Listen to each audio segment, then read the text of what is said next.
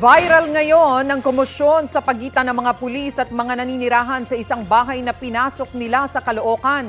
Sabi ng mga pulis, doon daw kasi sa bahay na yun tumakbo ang tinutugis nilang suspect sa pagpatay sa isang babae. Ang mainit na balita hatid ni Bea Pinlac. Kaswal lang na naglakad ang 34 anyos na babaeng ito sa Durian Street sa Camarin, Caloocan City nitong Martes ng gabi. Hindi na nahagip sa CCTV kung saan siya patungo. Sunod na siyang nakita sa isang kanal sa Avocado Street. Wala ng buhay at may 2 tama ng bala sa ulo. Hinala ng pulisya, iniwan ng suspect sa kanal ang bangkay matapos barilin. Natagpuan na lang namin yung victim doon sa may kanal. Yung bangkay na lang po, ma'am, ang na-recover natin doon sa crime scene. Ang tinitingnan nating mga motibo dito, ma'am, is drug-related. Matapos ang pamamaril, nagsagawa ng hot pursuit operation ng pulisya para matugis ang gunman. May lumutang po na witness po natin na nagtuturo kung saan tumakbo po yung suspect. Agad daw nilang pinuntahan ang bahay na itinuro ng saksi. Sa mga viral video sa social media, inirereklamo ang mga pulis na ayon sa uploader ay sapilitang pumasok sa bahay nila madaling araw kahapon. Nasira pa umano ng mga pulis ang kanilang gate.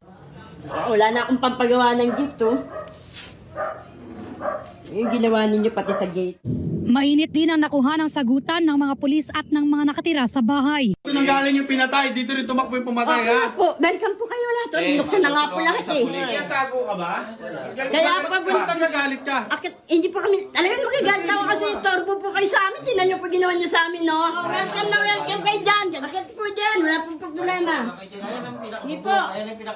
Total, nag-istorbo na rin lang kayo sa amin, eh. O, akitin niyo hanggang doon. Para naman napaka-criminal yung hanapin ninyo. Criminal po talaga. Kaya nga eh. Pumatay nga eh. Kaya nga tumakbo. Akit nga po. Akit nga po. Ano iniiyak mo? Ay, kaya nga po. Hindi kayo naninigaw, sir. Hindi kami naninigaw, kayo naninigaw eh. Depensa ng pulisya, walang iligal sa ginawa nila. Pagpasok naman namin, ma'am, doon sa lugar, open naman po yung gate. Wala naman po kaming sinira. Wala po kaming nasaktan. Ang hinanap lang po namin doon is yung suspect po, ma'am. Wala pong illegal na nangyari doon po, ma'am, kasi hot pursuit yung ginawa po namin.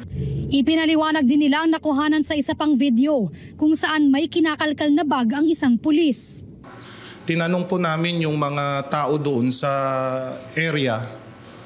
Ang sagot nila sa amin, ma'am, hindi nila pagmamay-ari yung isang bag.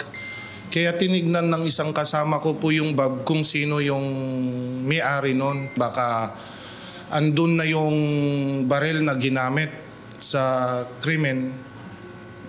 Pero wala po kaming kinuha ng mga gamit doon po. Kung sinabi nilang hindi nila pagmamay-ari, kinuha po namin for verification po kung sino po yung nagmamay-ari. Naisauli na rin daw ang bag sa may-ari na nag-claim nito sa police station kahapon. Iniimbestigahan na ng Caloocan City Police ang insidente. Inaalam nila kung nagkaroon ba ng mga paglabag ang mga pulis sa kanilang hot pursuit operation. Nirelieve muna sa pwesto ang mga sangkot na pulis habang isinasagawa ang investigasyon. Sinusubukan pa namin kuhanan ng pahayag ang uploader ng mga video, pati ang iba pang sangkot na pulis. Bea Pinlac, nagbabalita para sa GMA Integrated News.